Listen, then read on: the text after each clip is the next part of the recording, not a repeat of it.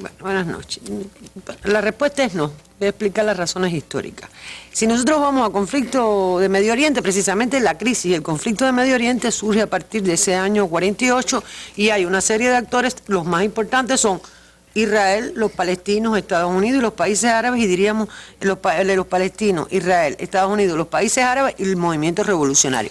Sin embargo, yo quiero recordar dos frases de dos estadounidenses, una del año 66, cuando el senador Putin decía: Estados Unidos ve a Israel como un interés norteamericano supremo, y si Israel no existiera, entonces Estados Unidos tendría que crearlo. O sea, ya partimos de una alianza única, exclusiva en la región. En el año 2003, un vocero de la Casa Blanca dijo: hemos venido para rectificar el error de Dios que puso el petróleo en la tierra de los árabes. Entonces, Estados Unidos desde un inicio, no voy a explicar la historia, pero sí desde un inicio ha exigido condiciones excepcionales y garantías excepcionales para Israel. Ahora veíamos lo que se planteaba de toda la evolución, pero yo quería recordar, hoy yo buscando, cuando hablábamos de que, bueno, las fronteras del 67, el 9 de diciembre del año 69, 2 años después y 3 meses aproximadamente de la guerra de los 6 días, se dio en Estados Unidos a conocer el plan Roger, que era la defensiva de paz, fue el primero de su tipo, era la primera concepción de paz que tuvo Estados Unidos. Y en ese plan Roger, precisamente, se planteaba iniciar negociaciones retornando a la frontera del 67, dando máxima garantía a Israel y liquidar las aspiraciones palestinas, porque en ese momento se planteó establecer una autonomía palestina tipo federativa con Jordania. Tal vez en otro momento podamos hablar de Cisjordania, su relación contra Jordania, etc. Ahora, en ese material se hablaba de la resolución del 48 y de lo que ocupa Israel y después del 67. Indudablemente, si le dieran lo del 67, todavía no se estuviera cumpliendo con la resolución de noviembre del año 48, donde, por cierto, a los israelíes le dieron entre el 53 y el 54%, y cuando acabó la guerra casi tenían ocupado el 80%. Es decir, que el hecho de que estemos hablando de las fronteras del 67 ni siquiera restaura históricamente lo que Palestina debió haber tenido después de la resolución de Naciones Unidas, ¿no? Así mismo, esa resolución tan controvertida que tal vez algún día deberíamos abordar aquí por qué se aprobó y por qué no se aprobó y quiénes se opusieron. Habría que tener entonces en cuenta también el momento. Ahora, supongamos, Randy, que se llega al Estado, que se llega al acuerdo. ¿Qué Estado palestino? Porque estamos viendo lo que Netanyahu dice.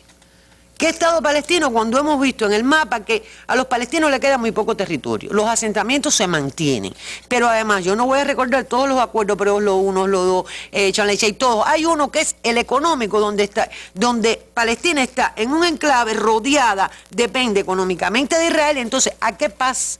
Pero además, cuando tú vas a todo el proceso... A mí se me parece un poco, profesora, a los famosos batustanes del racismo. Porque cuando uno mira, Gaza y Cisjordania están totalmente descolocadas. Es decir, no hay una conexión entre ellas. Cualquier país, cualquier estado que se forme ahí va a ser un estado con Israel por el medio. El problema es ese. Además, fíjate, Obama lo dijo, Obama habló de las fronteras como debían ser.